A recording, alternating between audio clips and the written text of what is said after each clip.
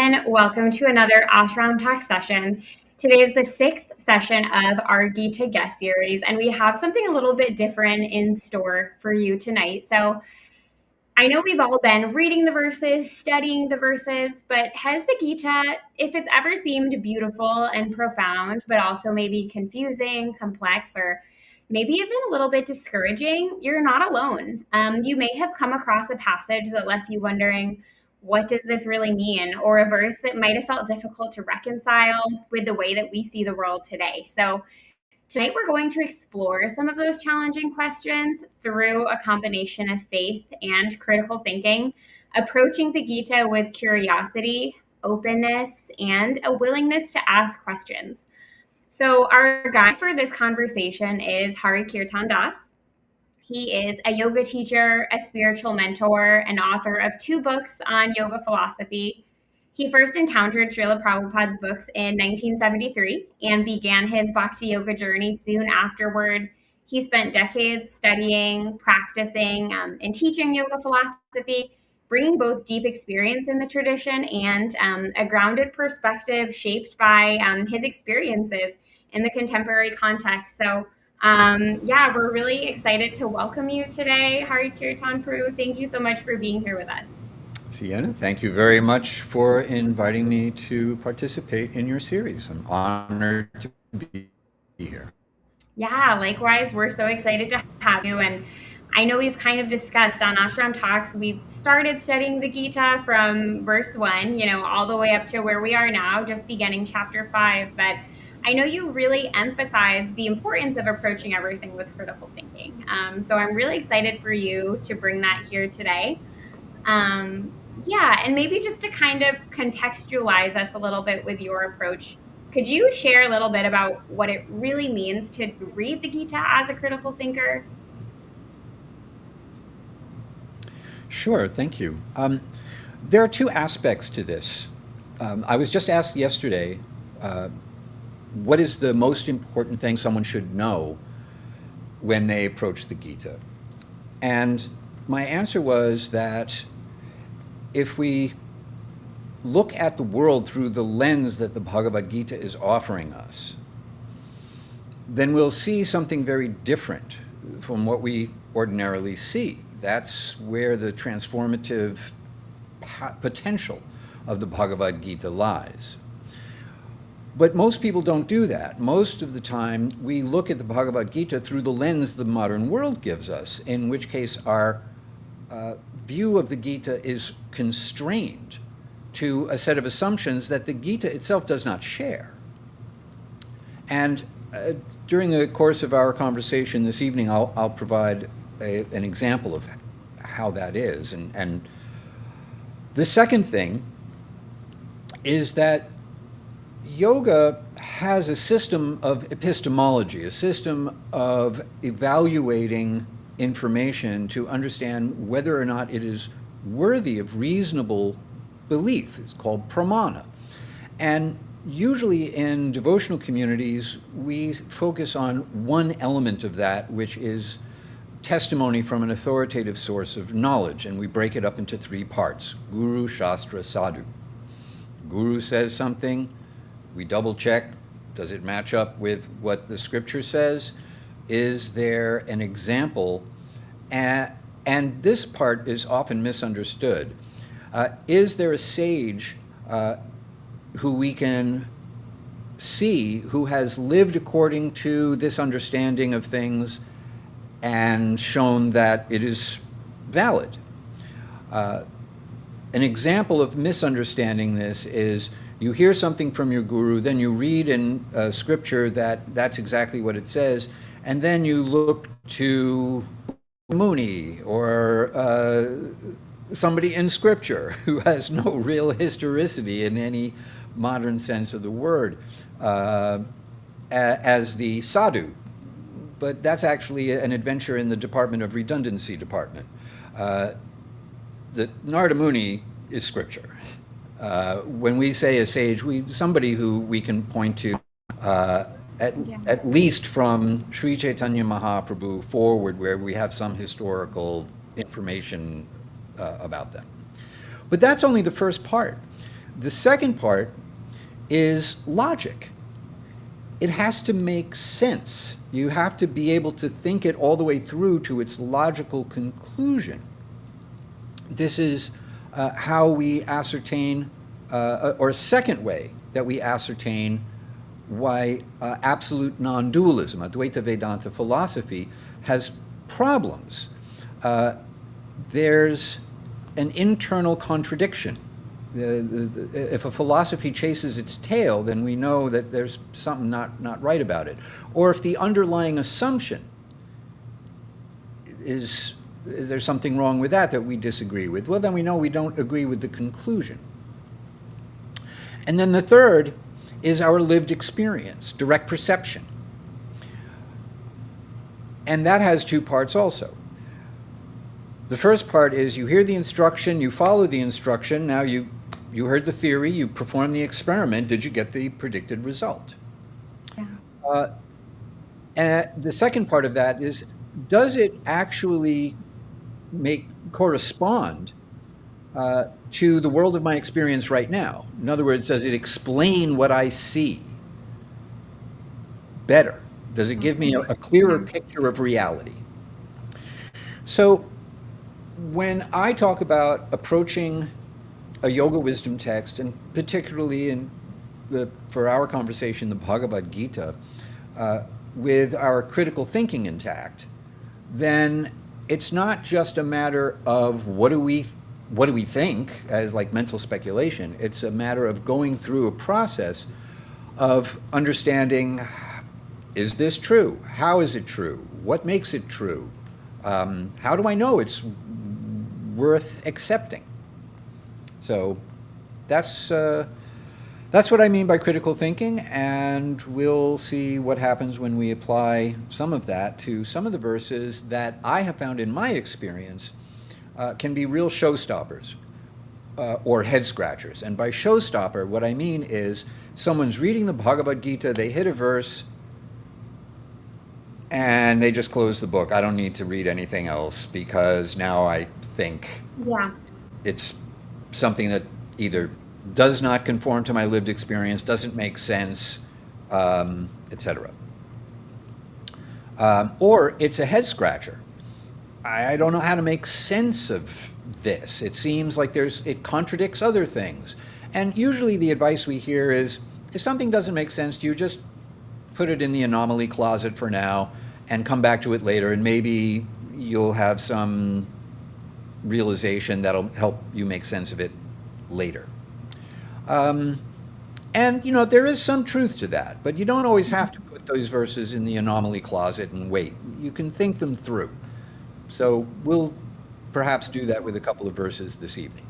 Yeah, thank you so much for sharing that. I feel like we need to take a course with you on how to approach the Gita. We don't think about this. We just open it up and we dive right in, and we don't take the time to think, okay, like, what is the methodology? How should I be approaching this? And we wanted to mention too, for everyone who's joining us tonight, Hari-Kirtana, we invite you to leave some verses in the comments that you may have found particularly challenging, confusing, hard to reconcile, and we can definitely touch on those as well. All right, so thank you again for that introduction. And whenever you're ready to get started with some of the verses you want to go through tonight, we're looking forward to hearing them. Okay, so the first, I thought that a good place to start would be with the very first instruction that Krishna gives to Arjuna in response to Arjuna's request to be told what to do. Arjuna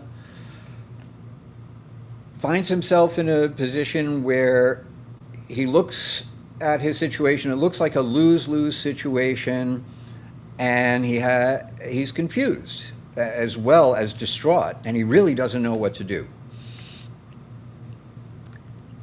And the first two verses in the second chapter, after Arjuna says, normally we're friends, now I'm your disciple, you're my teacher, tell me how to respond to my situation. Krishna tells Arjuna Your words have the sound of wisdom, but you are grieving for something that is unworthy of grief. Those who lament, the wise, lament neither for those who have passed away, nor for those who have yet to pass. So this is chapter 2, verse 11.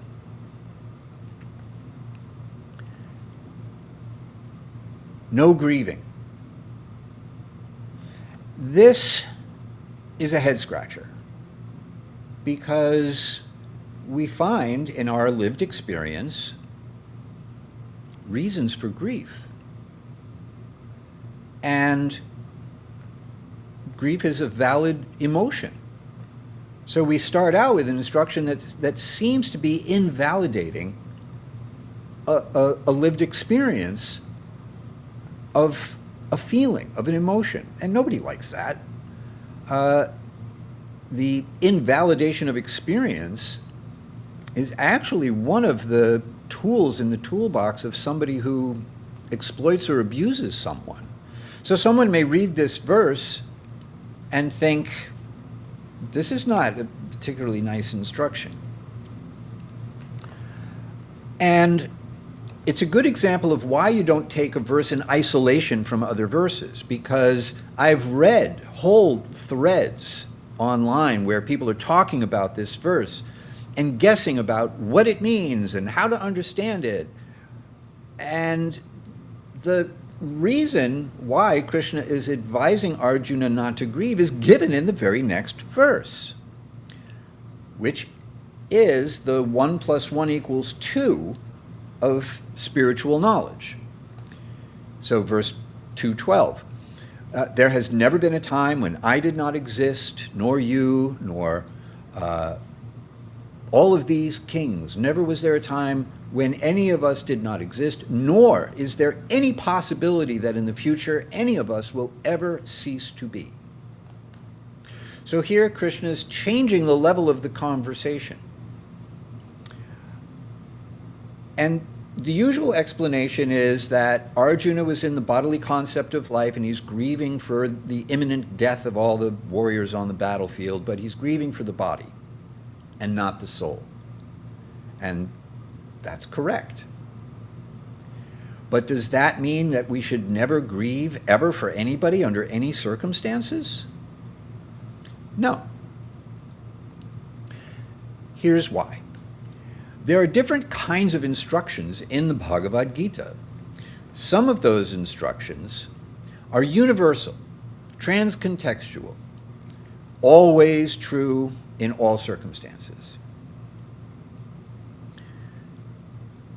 Other instructions are contextual instructions. They're specific to the situation and point in the direction of the universal transcontextual instruction. The instruction not to grieve is a contextual instruction. Not now, buddy. Time to fight. Not a time to grieve. Now, how do we know this? Sometimes it's helpful to be familiar with the literature that surrounds the Bhagavad-gītā. The Bhagavad-gītā is both transcendental literature, a transmission from beyond the material world, and it is also something that appears in the world in a cultural context. In this case, the Gita also has a literary context, which is the Mahabharata. So what happens off the pages of the Bhagavad-gītā that tell us something about the contextual nature of this instruction about grief? Beyond the pages of the Bhagavad-gītā, Arjuna, spoiler alert, chooses to fight. And the battle proceeds. And then the battle is over. And then, what does Krishna do? He helps Arjuna and his family members grieve. So obviously, this is not an instruction that you should never grieve. It's not like you should harden your heart and not have feelings about people in your life who you love who pass away, or some other circumstance of loss that requires going through the process of grief just for our mental health, just for our emotional well-being. 212, on the other hand, is a universal, transcontextual, always true statement. And it's also a head-scratcher. Not everybody always realizes how much of a head-scratcher it is.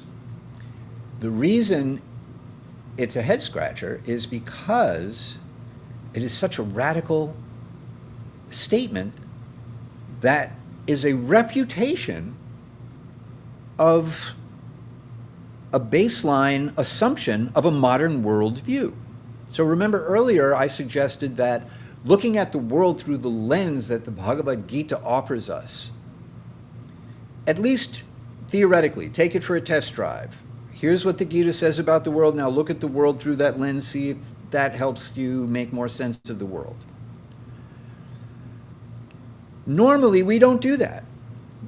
Most people take a modern frame of reference and look at the Bhagavad-gītā through that modern frame of reference, and as a result, they miss an important point about this verse, about never coming into being, never going out of being.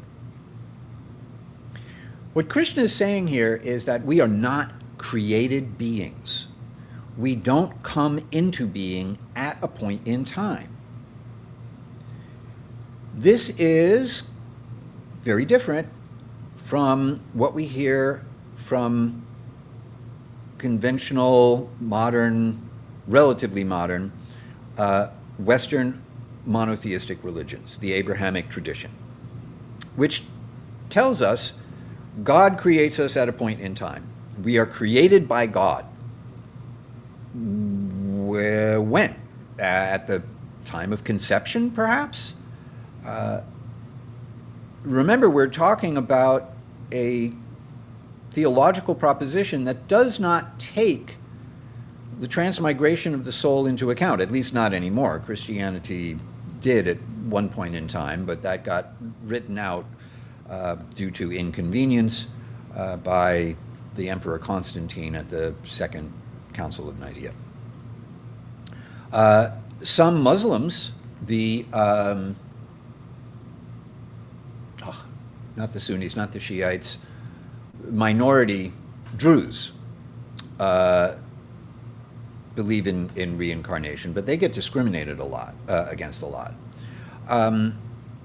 In general, we don't have this idea in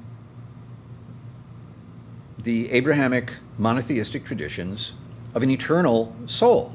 We're created by God at a point in time. From a modern secular scientific worldview, we're created at a point in time by a chance combination of material elements. They get together in such a way as to produce this epiphenomenon called consciousness, and the thing that we call ourselves comes into being. And when the machine breaks down so that it cannot generate consciousness anymore, then we go out of being. Well, those are the two ways that we usually think about things. One or the other, either traditional monotheism or secular scientism, or at least the scientific modern worldview. And the Gita is saying, nope, we'll take what's behind door number 3, Monty. The soul is eternal, and that means never having come into being at a point in time. And that pulls the rug out from under the whole idea of consciousness as an emergent property of matter.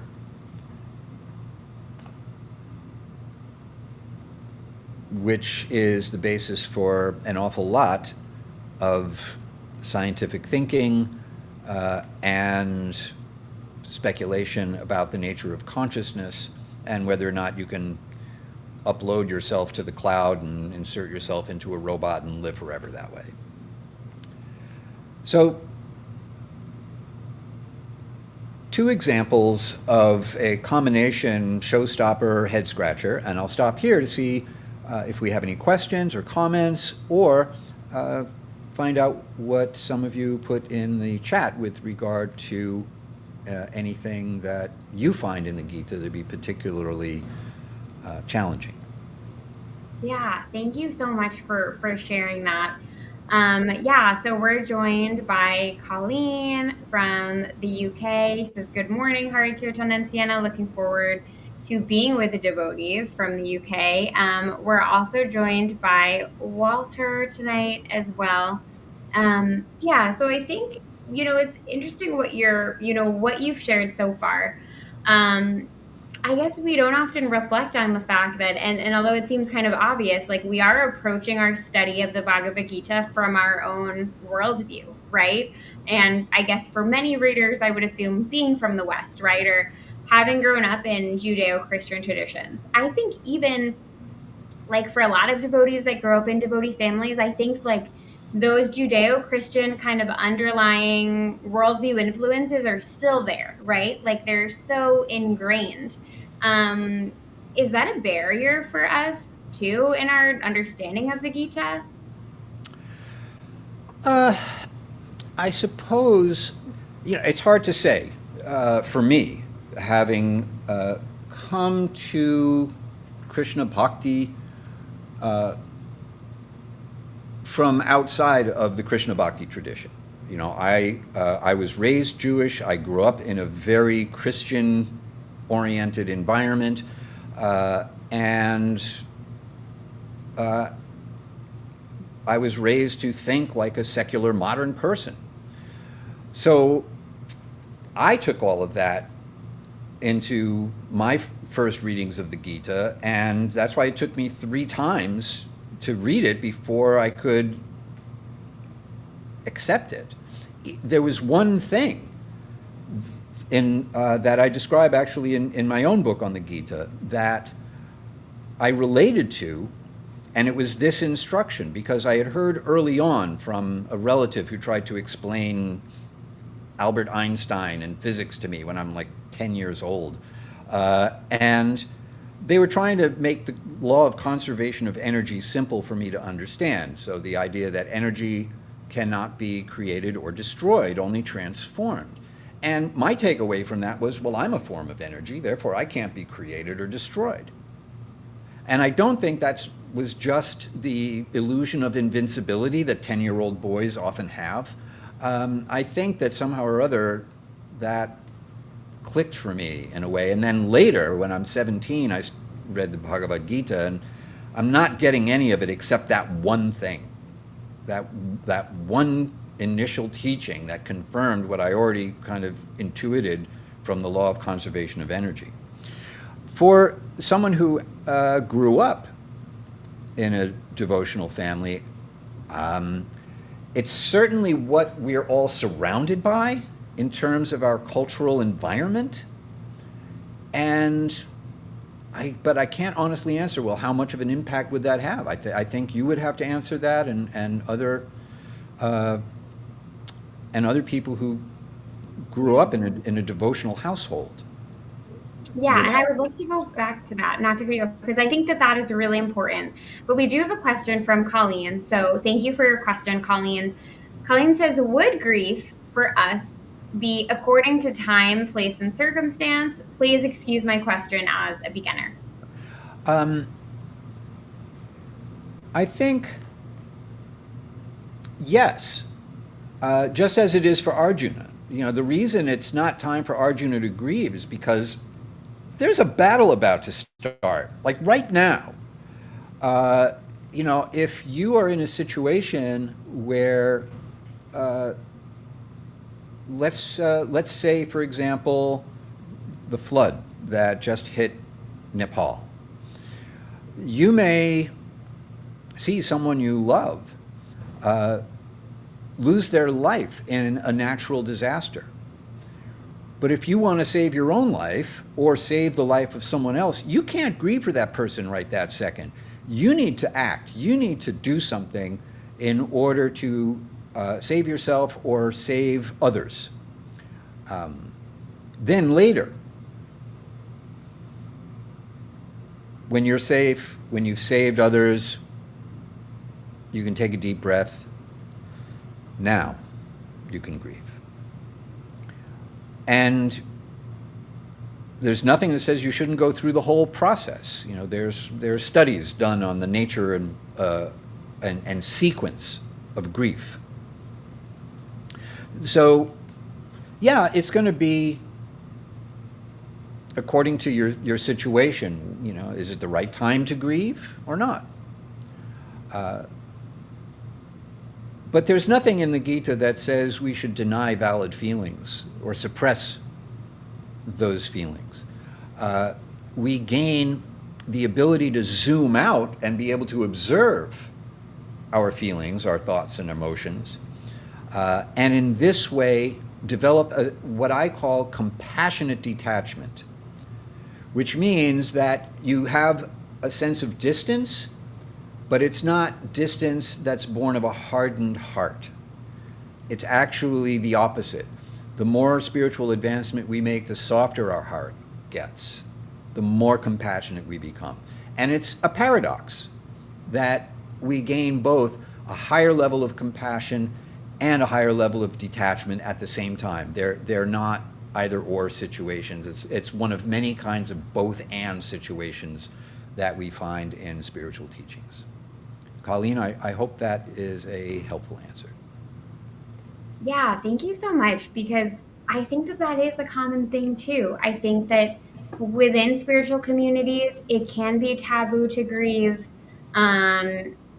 Grieving for a person, but also, like, God forbid you grieve for a pet, right? Have you ever experienced something like that? I've seen, right? Like, God forbid you grieve for a pet, for an animal. Maybe it's something that is starting to shift, but yeah, I mean, oftentimes I do think that we're not considering the historical context and the local context too in the Gita, right? There's this local context, like you're saying, Arjuna is preparing for a battle, right? So was this a moment to grieve? But we're really not considering any of that. We're taking that at face value. I've heard of some devotees that I want to say they like geek out on studying all the historical context, as part of their study of the Gita, but I don't think that's encouraged or talked about. I don't think it's perceived always as a useful or like a, meaningful use of our time. Is that something that you suggest that we kind of dive into simultaneously or before we try to get into the Gita? I think, well, there are two things here. So I'll take the historicity of the Gita first, and then pets.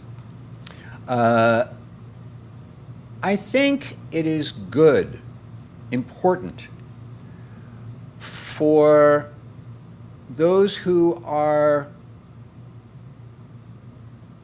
interested in or actively on the path of devotional yoga to know not just what Shastra says, but also its historical features, its historical development.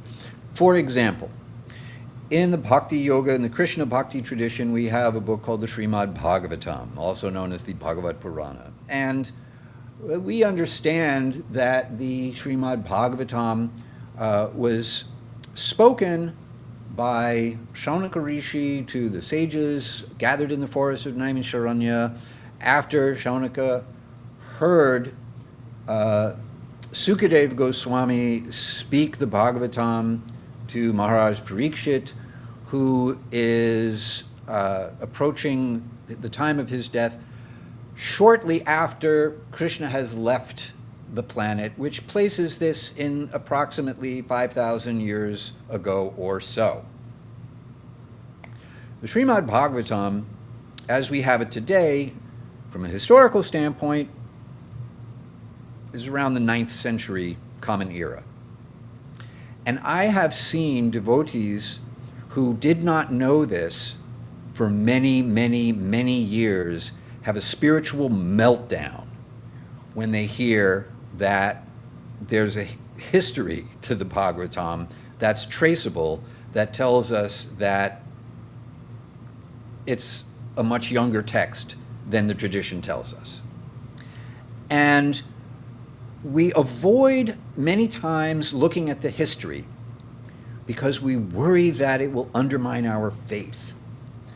And the priority for most spiritual leaders in the Krishna Bhakti community is the formation and maintenance of faith. And anything that shakes that faith is to be avoided, including critical thinking about history, about our sampradaya, about our gurus.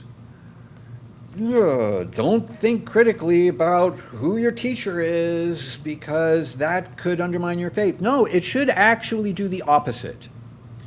Srila Prabhupada did not like yes men and encouraged what he called independent thinking, which sounds like mental speculation, but that's not what he meant by that. What he meant was that everyone should think through what they are hearing, assimilate it, and use their critical thinking to decide, does this make sense? Do I have a good reason to believe in this? It should not be shallow faith that can be undermined by inconvenient facts or logic. So actually, I think knowing something of the history of these of the literature and the historical development of our school of thought is important and should be a faith builder, not something that compromises our faith. So that's my feeling on that. Yeah. Now, pets.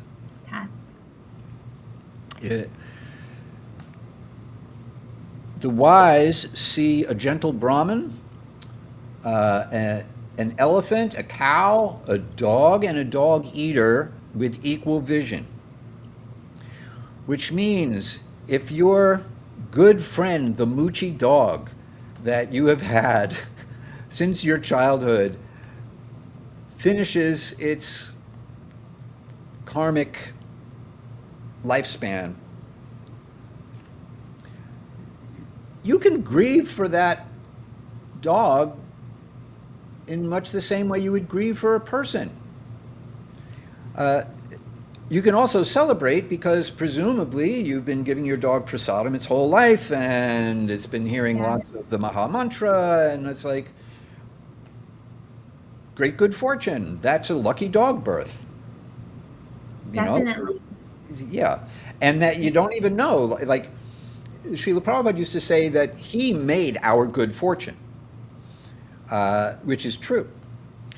So, we can also make our dogs or our cats or our parakeets good fortune. I don't know how well you do with a goldfish or a gecko, but for most of us, it's dogs. Anyway, now I had an experience just today, earlier this morning, that actually speaks to this issue. And then maybe we'll have time for one more head scratcher. Yeah. Okay. I walked away from my desk just to take a break. I have the good fortune of having a very nice view from the top floor of my apartment building, so I just wanted to look out the window and marvel at Krishna's site-specific art installation called The Sky and the Trees, all that. And I noticed on the window ledge outside of the window a cicada. And it was on its back, and its legs were flinging all over the place as it tried to get itself up, but it couldn't get itself to turn over. I don't know how it got that way. How a cicada falls on its back is anyone's guess. But no matter which way you turned, one wing was pinned against the ledge. And we got birds here. We got crows. They're going to come and eventually eat that cicada if it doesn't. And I couldn't figure out, is it dying? Is it like, why would a cicada be on its back if it's not dying? So I tried to move the screen in the window to poke it with a chopstick to see if I could just roll it over on its legs, and then I'd know if it was actually dying, because then it would fall back over. But I couldn't move the screen. It was just too jammed in. And then I realized, hey, wait a minute. It's a screen. I can blow through it. So I'll just blow on the cicada and maybe get the air from my breath to get under it so that it'll get on its feet, and then we'll see what it does. So I did that. And the second it had its wings free, boom, flew off. I saved that cicada's life. Yeah.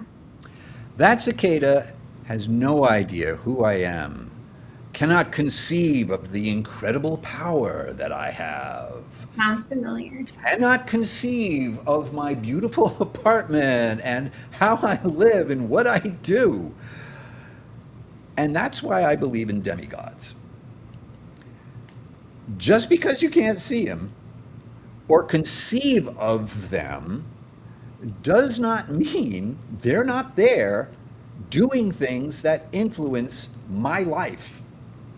So we come across this in the third chapter.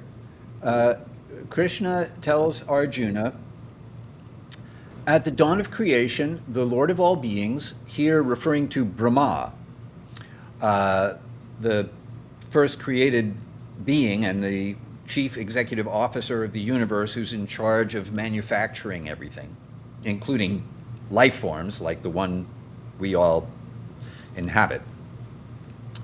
Having sent forth generations of humans and demigods along with sacrifices, declared by this, the act of sacrifice, may you flourish. Let this be the source of your desires' fulfillment. That's verse 10 and verse 11 in the third chapter. The demigods, satisfied by your offerings, will satisfy you in return. By thus pleasing one another, you shall attain the highest good. That is the highest good? Well, maybe at this point in the Bhagavad-gītā, it's helpful to remember that Krishna is building an argument. He would have been a great lawyer. He's building an argument. And the argument is not linear. It's kind of elliptical. So to follow the conversation, you have to know that it just doesn't go from point A to point Z. It goes in these kind of elliptical movements all the way to its conclusion. So after poo-pooing the Vedas as being primarily concerned with the three qualities of material nature and like the formulations for how you fulfill your material desires, Krishna says, rise above these three qualities. Become like a transcendental yogi. And then Arjuna asks, what are the symptoms of such a person? How do I know that I'm making progress or that I've seen such a person? But now, Krishna does something kind of interesting. He's now talking about exactly what he was dismissing as insignificant before and then calling the result the highest good. All right, that should be a head scratcher. But wait a minute, there's this whole idea of demigods. I mean, this is one of the reasons why it sounds like mythology to a lot of people, and therefore it's very difficult for people to take the Bhagavad-gītā literally, to accept the self-evident meaning of these verses, when it appears that, oh yeah, I know what this is, it's mythology. It's like Roman, Greek, Norse mythology. There's probably a parallel to Thor in here somewhere.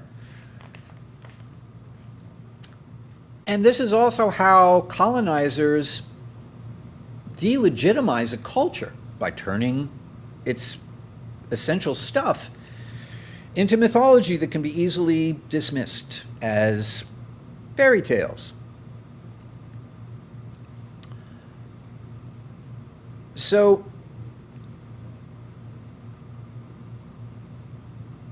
we should also consider that, according to modern science, we can only see about 5% of the universe. The other 95% is filled with this stuff called dark matter and dark energy. And astrophysicists know it's there, at least by some kind of indirect evidence, but they have no idea what's in there. The Vedic concept of the universe is multidimensional. Totally corresponds with modern astrophysics. The difference is that the Bhagavad-gītā has the audacity to tell you who and what is in these other dimensions of time-space that modern scientific technology can't look into. And the example I just gave of the cicada and me is the logic that makes me think a personal nature, a nature that is mystical, magical, enchanted, makes more sense than a disenchanted, impersonal, objectified world. And the results you get by centering personhood and thinking of nature and all as a person and every attribute of nature in personal terms not only makes sense, but provides a better result. However, it's not exactly the highest good relative to what we will hear later as Krishna further develops his argument in favor of moving through the world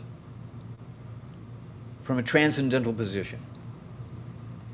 So the highest good here is the highest good in a material context.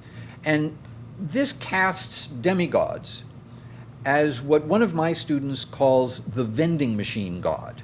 You put in your money in the form of sacrifice, you pull the lever, that's like the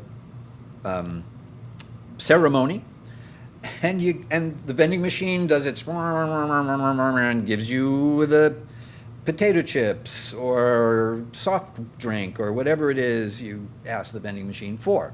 And then you have to do it again and again and again to keep getting things out of the vending machine. So this casts demigods as the vending machine god, and often, reflecting now back on what we're used to insofar as, let's call it a more mundane monotheistic conception, we have this idea that God is like a vending machine. You pray to God, you behave yourself, and you get what you want. And we get this conception of heaven as a place where it's a beautiful suburb and everybody in our family will be there and it's all very perfect and wonderful and nice. And later in the Gita, we will find that Krishna speaks of a similar conception of heaven as a temporary place where you can certainly enjoy a very, very, very high standard of sex, drugs, and rock and roll, but that is also not obviously the highest objective or the highest good. So let me stop there and see what kind of comments or questions or complaints we have. Thank you for that. And just quickly, Colleen had also, when we were talking about grief, Colleen had followed up and said, thank you. Sometimes it is not good for the person passing, right? She's referring to grieving. It'll disturb them by hearing you're grieving. It might be harder for them to pass over with a question mark, right? So maybe this is a question. In Hari-Kirtana is played. This is something that we hear a lot, right? Like, don't cry. Like, this is just not going to be favorable. And I don't know if there's any way to really know if that's true, but is there any, I don't know, we hear this. Devotees say this, right? Yes. Don't grieve for the person who hasn't died yet. That's not helpful. They don't want to be grieved for any number of reasons. One, they don't want to see you suffering. Two, they may not want to feel like they're already gone in your mind. There's a time and a place for everything. The time to grieve for a person is after they're gone. The time to grieve with people is right after their loved one goes. That's not the time for philosophy. That's the time to just help those who have been left behind cry. That's the right thing to do there. Philosophy, later for that. And yes, in Bhakti Yoga, Kirtan is being played for someone whose departure is clearly imminent, and that's a celebration. That's not grieving. I had the good fortune to be in Vrindavan, India, Krishna's hometown, as a great saintly person was in the process of leaving their body. His name was Vibhu Chaitanya, and he was a legend at Krishna Balaram Mandir insofar as his service was concerned. And he was very old. He was getting ready to leave. I didn't enter the room where the kirtan was going on because it was packed. And I didn't know Vibhu Chaitanya. I was visiting, but I knew of Vibhu Chaitanya. I just sat outside the room and listened to the kirtan. And it was just amazing, incredible kirtan. Indra was leading that kirtan. For those of you who know of Indra, the very famous kirtan leader for all good reasons. So that's not grieving, that's a celebration, because you know that that the person who's leaving is going to a even better situation than the one that they're currently in with their old or diseased body. They will have great facility for engaging in service, and the kirtan is like rolling out the red carpet to their next destination. So anyway, I hope that's... Yeah, I love that. And now I'm like, oh my God, we have to have a whole, this is so important. Like, I don't know, I've never heard, I think we need to have a whole session on, maybe, I don't know, like how we process grief or view grief in Krishna consciousness, stigma around grief in these communities. I think that that's such a big topic. It's its own, entire topic, and it never really occurred to me. But yeah, that's highly relevant. As are, all of these showstoppers. Like, I'm immediately thinking, we need to have you back soon because there's so much that we, really need to go over here. I guess kind of before we conclude, something that I think that in kind of the Judeo-Christian framework, there's like this dichotomy of good and bad, right? Like heaven and hell. I think those are the only two options. Like you're going to one or the other. Whereas I think in kind of an Eastern worldview, right, like the fact that we have karma and reincarnation, I don't think that there's this dichotomy of good and bad. It's more like we're all just kind of being held accountable for our actions, right? And the reactions are neutral. It just is what it is. And, correct me if I'm wrong, but I think a lot of devotees are still kind of carrying with them, or like families are carrying, or practitioners are carrying with them that kind of good and bad dichotomy, right? Like, I'm going to mess up, I'm going to do something wrong, and then there's going to be this negative reaction, and there's kind of a lot of pressure that comes along with that. Yeah, our philosophy is a very empowering philosophy because we have the power to respond to our situation and chart our path, knowing that every bit of advancement we make, we get to keep in our spiritual bank account forever. Every mistake that we make will be minimized by the grace of divine intervention. And in the larger picture, from a power dynamic standpoint, if you only have this be good, go to heaven, be bad, go to hell forever, well, someone can wield that to manipulate people on a large-scale social level, as the history of power dynamics and the mix of politics and religion has clearly illustrated, clearly demonstrated. So we don't want to get too caught up in this good behavior, bad behavior dichotomy. What we, I think, want to encourage is a combination of individual responsibility with a rich fund of knowledge.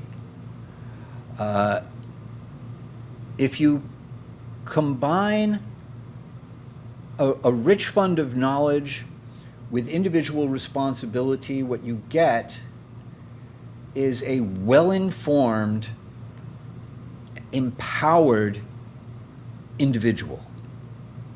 And individual personhood is the central feature of reality, as far as we're concerned, around which any complete understanding of reality revolves around. So that's my thought on that. Yeah, I love that. I'm like, need to write that down. Individual empowerment, you said, with accountability? Yes. If you have individual accountability plus a rich fund of knowledge, Okay. equals an empowered, well-informed individual who's capable of making good decisions and deciding for themselves what constitutes a good decision. Yeah, that is so important. And I really also want to get into like how people can get in touch with you, follow you, buy your books. But before that, I mean, I guess, Thursday, like we're going to continue with our Gita classes. We're going to continue with chapter 5. Maybe we have people listening that are going to, go and read their Gita verse for the night.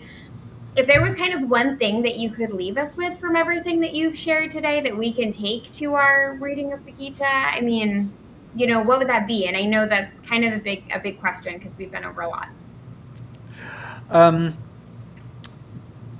Don't be afraid to question what you read.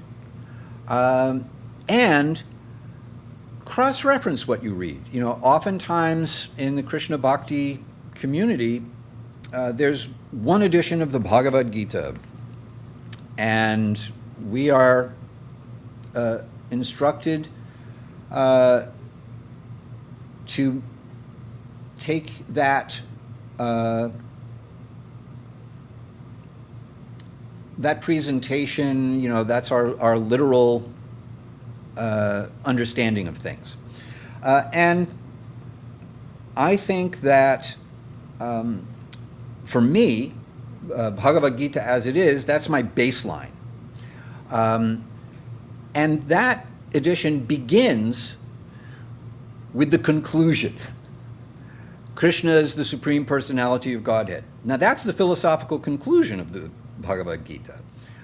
And that's Srila Prabhupada's starting point in presenting the Gita. And he says so himself when he speaks about it. He also said that if he was going to write more books, he would write this book, that book, and the Bhagavad-gītā. And his disciples said, wait a minute, you've already written the Bhagavad-gītā. And Prabhupada said, there are so many things I could write about the Bhagavad-gītā. I could write many editions of the Bhagavad-gītā. And that was one of the ways I thought that it was okay for me to write an edition of the Bhagavad-gītā. So my suggestion is, don't be afraid to question what you read, and in the course of that questioning, look at several different editions of the Bhagavad-gītā from within the same school of thought in order to get different angles of vision within that school of thought, and then from a few different angles of vision outside of that school of thought, just to see how other people think about the Bhagavad-gītā, and also to make sure that your understanding, if it's different from something outside of that school of thought, that you can justify that difference, that you can see, why don't I agree with this interpretation? Why don't I agree with this translation, etc. Yeah, thank you so much for that tip. And there is so much that we could go into. It's like killing me to even start to conclude this right now. Um, I have just a really quick last question. How can Okay. we, like you mentioned, right? We kind of want to protect our faith at all costs. Our leaders want to protect our faith at all costs. That's not a bad thing. But how can we question in a healthy way as healthy critical thinkers, but also, kind of try to protect our faith on some level? Mm-hmm. Um, the way